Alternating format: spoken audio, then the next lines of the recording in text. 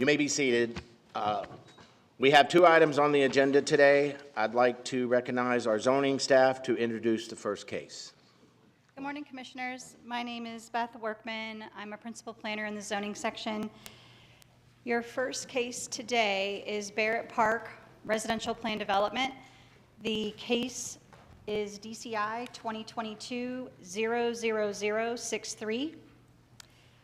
It is a request to rezone a conventionally zoned property from RS1 to residential plan development to allow for the development of 200 multifamily residential units that include 79 affordable housing bonus density units.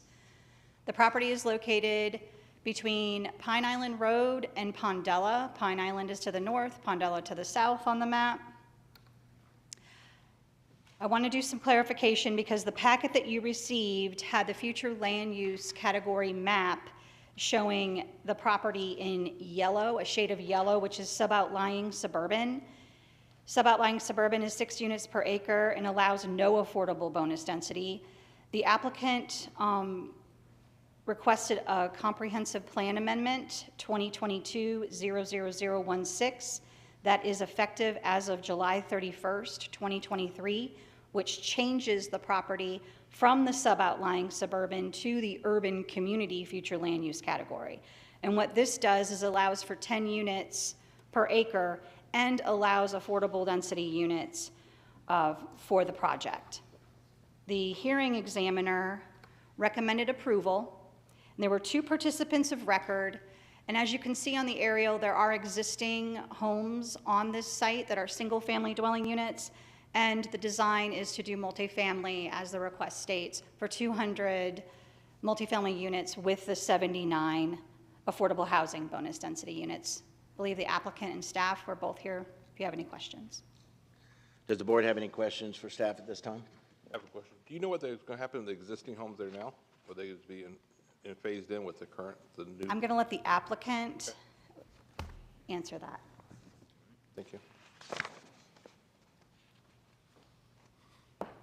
Dan DeLisi for the record. Not sure if anyone from the Housing Authority is here, so I'll answer the question. First, I do want to make a quick comment.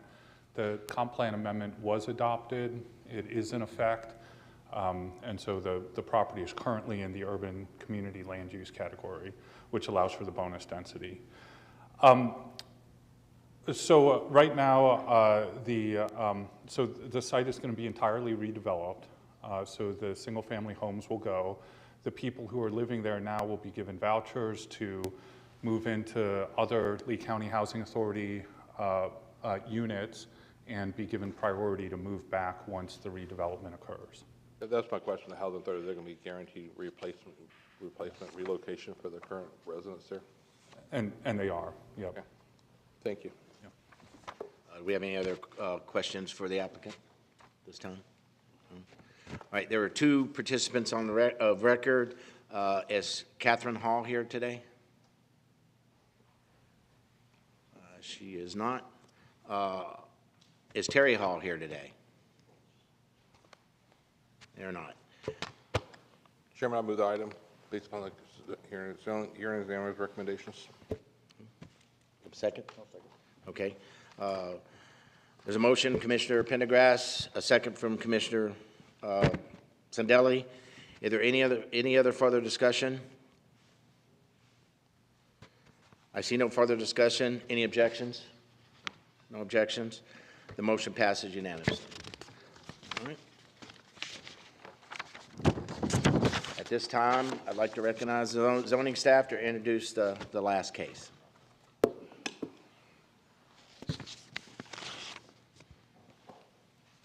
Good morning, Commissioners. Brian Roberts, Planning Section, Lee County. This is CPA 2023-3, the Southeast Water Reclamation Facility. This is a small-scale county-initiated map amendment. The request is to redesignate just over 35 acres from density reduction groundwater resource to public facilities. And the requested amendment will allow the development of the Southeast Area Waste Recovery Facility. We call it CWRF for short, so you may hear that throughout the day. It's located on Green Meadow Road, about a quarter mile east of the intersection of Alico Road. You have the existing future land use on the left, outlined in the red boundary, and the proposed future land use that's the subject of this change. The proposed amendments consistent with Goal 2, Policy 5.15, and Objective 17.3, and Policy 17.3.2.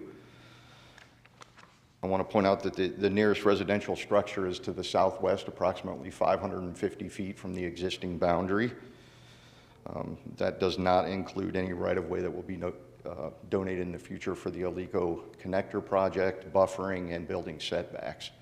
So then that distance will increase. I wanted to point out in 17.3, the opportunities for public input. A public meeting was conducted, though it's not required for county-initiated amendments. It was conducted on January 31st, 2023. There was 43 attendance.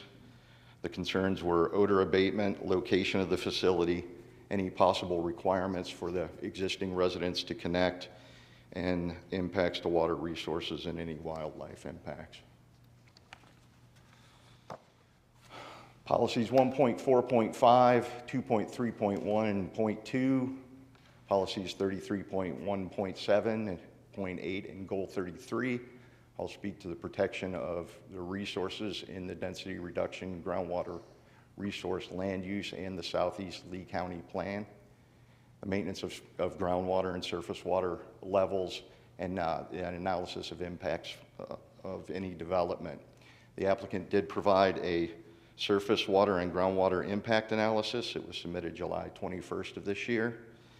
This was reviewed by the Natural Resources staff, and they produced a memo dated September 6, 2023, that concluded no significant impacts on present or future water resources will result from the proposed amendment.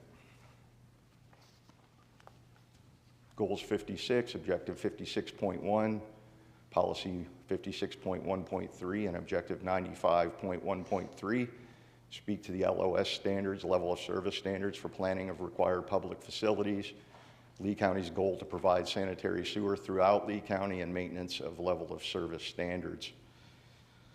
There were 3 reports that were prepared in the siting of this facility.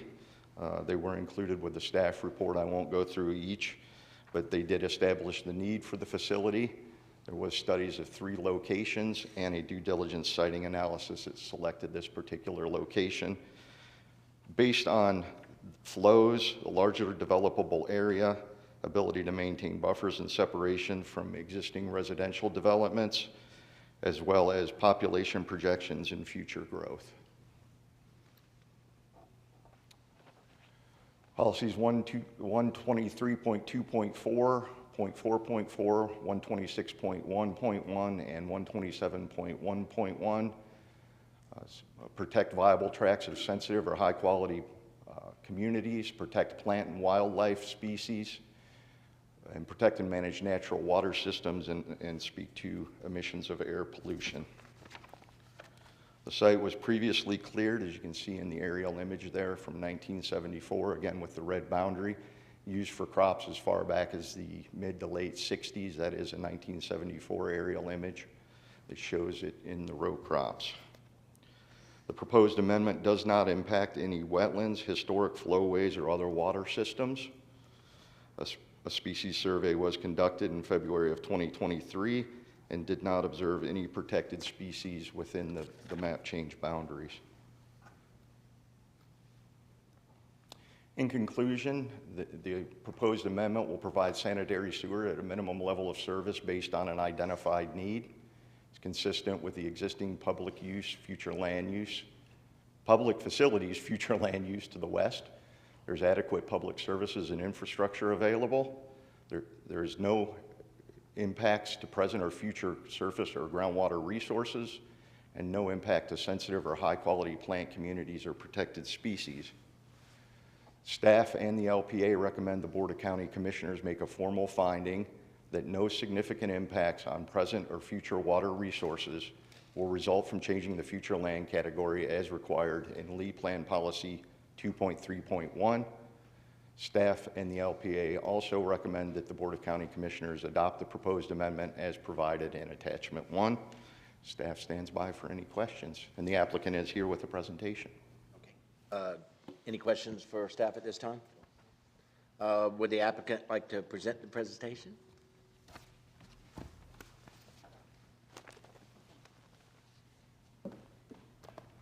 Good morning. For the record, Alexis Crespo. I'm Vice President of Planning with RVI, Planning and Landscape Architecture. I'm joined here today by the applicant, LCU, and our team, including Jacobs Johnson Engineering. And we do have a presentation. Brian did a great job, so we can walk you through our slides or just stand for rebuttal, whatever the pleasure of the board. I'm good. Any questions? All right. Okay, thanks. At this time, I do have some public comment cards. I'll call the first person up. You have 5 minutes to speak. When you see the orange light, that's a warning it's time to wind down. And the first person will be Patty Whitehead. She is on her way. Okay. All right, we'll keep her for last then. Marcia Ellis. Thank you. Could I please get the letter that I submitted to the LPA?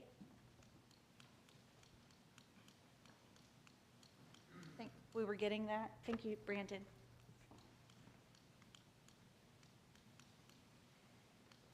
Also have something I wrote this morning. County staff, or attorneys. I can give them. Would you, please? I just need to keep one for myself. I'm actually going to use the slide. This is in addition to what I submitted. Thank you. I'm just going to go to the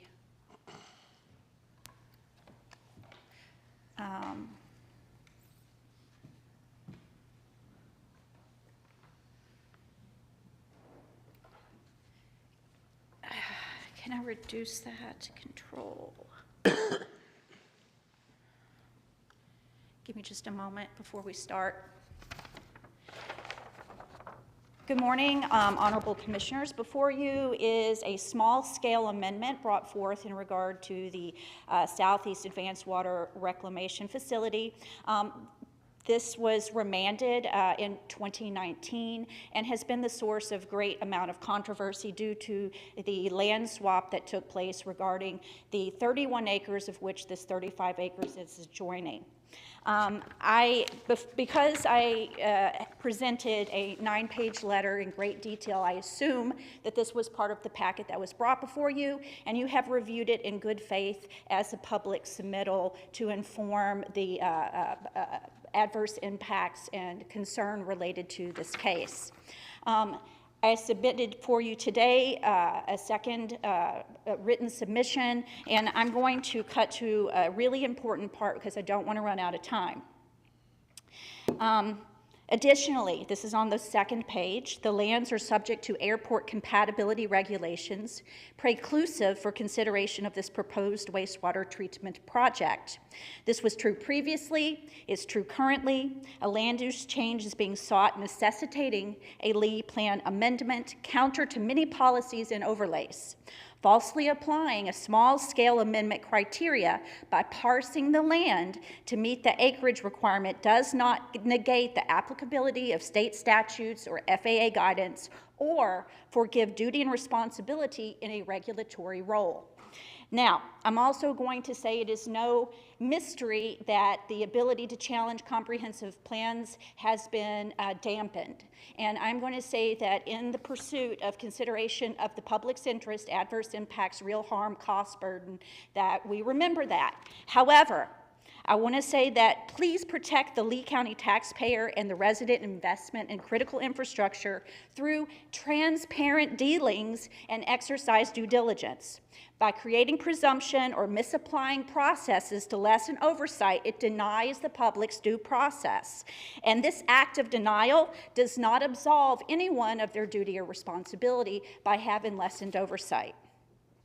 I want to say that utilizing the small-scale amendment process lessens this opportunity, and that fundamentally that this does not meet the criteria for a small-scale amendment. Also want to refer to this land use change is regarding something that's been previously remanded because it's incompatible with the surrounding uses, including private recreational facilities, the environmentally enhanced preservation community intent of Wild Blue, as well as the agricultural uses and the function of the DRGR. Being put forth in the project before you is a false assumption. The DRGR specifically says that lands designated density reduction groundwater resource in the land plan are defined as upland areas that provide substantial recharge to aquifers most suitable for future wellfield development. This plan says, hey, we're going to not impact the wetlands and we're going to preserve the wetlands, but it is in counter to what the DRGR is about, which is about preserving those upland areas. Those wetland areas and stormwater ponds are already saturated. So they're not providing aquifer recharge, and that's important given the proximity of local wells and the development of public well fields nearby.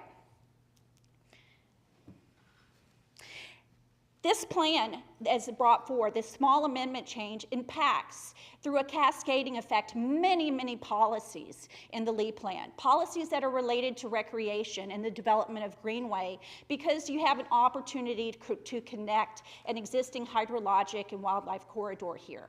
So you can't say that policies aren't being impacted. They are. They're embedded throughout the Lee Plan. Everything from wildlife to connectivity to airport compatibility, all of these things are interwoven, and you cannot find a more unsuitable location. When we review the graphic up here, you can see how there are more areas more suitable for this project outside of the airport zone, outside of hydrological and wildlife corridors. You're impacting long-standing residents who will bring their adverse impacts forward. Thank you. This time I'll call Peter Spahn.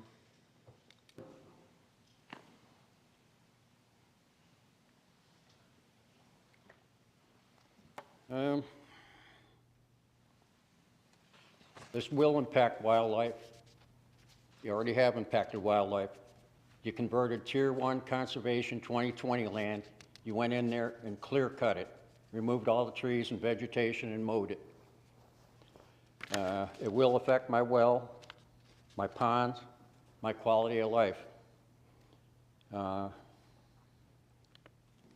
like an opportunity sometime to speak to the commissioners off the record. What I have to say to them isn't suitable for public comment. And I'd like to yield the rest of my time back to Marcia Ellis. That, Mr. Chairman? is that, yes? No, that's not permitted under the county. Unfortunately, it's not permitted. It's okay. Is Patty Whitehead here now? No? Well, we'll have to move forward. Any further comments at this time from the board? I have a couple questions for staff. You closed public comment, so a couple questions of staff. Can you just so we can ask the question, how does this affect, what's the negative impact of the Port Authority that's a few miles away from here that one of the speakers mentioned? We currently have a lot of commercial and residential and currently water and septic around the airport, water and sewer around the airport. So how does this negatively affect the airport? As we do with every plan amendment that moves forward, both publicly and privately initiated, these are sent to our distribution list, which includes the Port Authority. We did not receive any concerns or comments from the Port Authority on this. Okay, thank you. Alexis, did you want to add something to that? Yes, as part of, we're doing a concurrent zoning that will come before you at a future meeting. As part of that, we analyzed whether we were within the 10,000-foot airport compatibility zone, and the site is not. So this was evaluated, and we are not in that airport compatibility zone. And will this affect people with living in a half a mile or a mile of this facility, affect their personal wells? They're not on the sandstone aquifer, but will this affecting their wells or anything as far as their drainage? Johnson Engineering did a very detailed drainage model looking at groundwater as well as surface water. They evaluated the county well fields, and they evaluated private wells within the area to ensure that the project will not negatively impact either public or private wells. Because this will be used in other areas of the aquifer. It won't be the shallow, like a 90-foot well. It'll be deeper than that, right? So this won't affect anything, correct? I'm going to ask Eric to answer that. Okay. Good morning, Commissioners. Eric Howard for the record, Johnson Engineering. How are you doing today? Good. The project entails a wastewater treatment plant, which has setbacks from public water supply wells as well as residential wells. Those setbacks are far exceeded based on the location. The wastewater treatment plant, water reclamation facility includes a deep injection well for effluent disposal. That is located more than 800 feet away from the nearest well. The rule and requirement for the setback from wells is 250 feet, far exceeding that requirement. There will be no adverse impacts to adjacent users. And how deep will the injection be for that? The injection well will be approximately 2,300 feet. 2,300, okay. And we've done these facilities in other areas that's more condensed than this, is correct, in the county? Yes, you've had facilities where you've had wastewater treatment plants in much more condensed locations, and then you also have an injection well at one of your water treatment plants with public water supply wells that are very close to the injection well, much closer, basically 400 feet from an injection well versus the about 800 feet in our location with no adverse impacts to those public water supply wells. Great, thank you. Any other questions? No? Okay, thank you. All right. At this time, do we have a motion by Commissioner? Chairman, I make a motion to move approval. I understand some people's concerns about as we move forward in the county as far as development, people just want to see the development, but as we grow, it's really important that we grow properly and we plan for this, so we don't have people on septic that's actually adding more nitrogen and contaminants into the ground, so this is really important that we do this, so I move the item. Okay, so we have a, Mr. Chairman, yes, please. just to clarify, county staff requested that a specific finding be made in the motion that there's no significant impacts on present or future water resources per Lee Plan Policy 2.3.1. If that could be included in the motion. I would include that in my motion. Thank you. Thank you. All right. Commissioner, I moved the item, Commissioner Pendergrass, and a second from Commissioner Sandelli. Is there any further discussion? Do we have any objections? Just to comment, I mean, I put a lot of faith for the efforts that the FDA puts in. I think the vote speaks for itself, and so I'll go with that. The only two that, there were only two that were absent. Okay. Okay, no objections. I see no objections. The motion passes unanimously. I see no further business before us, so we are adjourned.